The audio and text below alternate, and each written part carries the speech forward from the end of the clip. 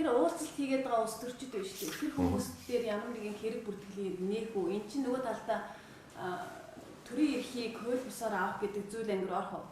За яг би түрүү нөгөө мэдээлэл дээр дурдсан энэ үйлдэл нь өөрөө төрийн эрх мэдлийг хууль бусаар авах гэмтэргийн шинжгүй харин заллах гэмтэргийн шинжтэй байгаа учраас манайх хууль зүйн үндэслэл журмын дагуу прокурорын байгууллага шилжүүлсэн гэсэн. Уулзсан улс төрчид ямар нэгэн хариуцлага байхгүй юм тий? Хариуцлага байхгүй гэдгийг бол би одоогоор хэлж мэдэхгүй юм тийм. Энэ асуудал шалгагдана гэсэн. 11 хүн яагаад болчихоо?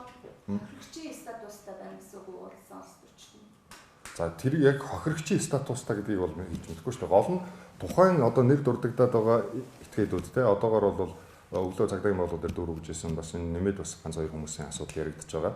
Эдгээр иргэдэн өөрсдөө тухайлбал тухайн төхөөрөмжийг хакердах боломжгүй гэдгийг мэдсээр ээж өөрсдөө боломжгүй байжээж тухайн асуудлыг боломжтой мэтэр бусдад итгэн үнэмшүүлэх замаар асуудал ярьж явсан учраас энэ өөрөө заллах гэмтэргийн шинжтэй байна гэдэг асуудлаар цагдаагийн байгууллага дээр шалгагдана. Эцсийн шийдвэр бол гараагүй. Энэ асуудал бол одоо шалгах шатанд явж байгаа гэсэн үг.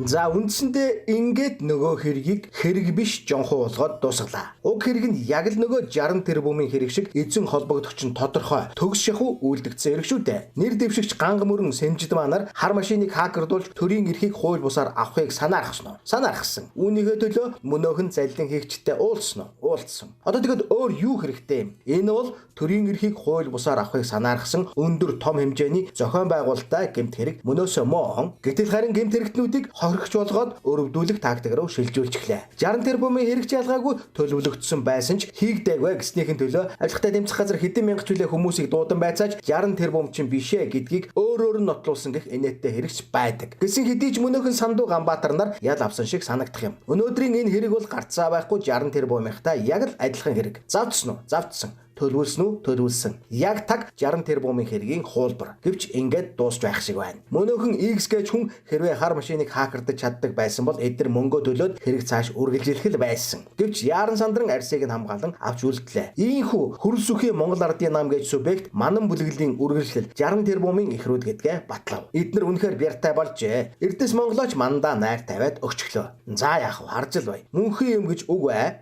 Цагтаа цайл гэж цалингаа тоохгүй баярхаж явсан энэ хоёр элбэгд орж нар одоо яаж байна? Ард түмэн бид ой санамжтай шүү гэдгийг хэлье да. Өөрч хэлэв олдохгүй байна.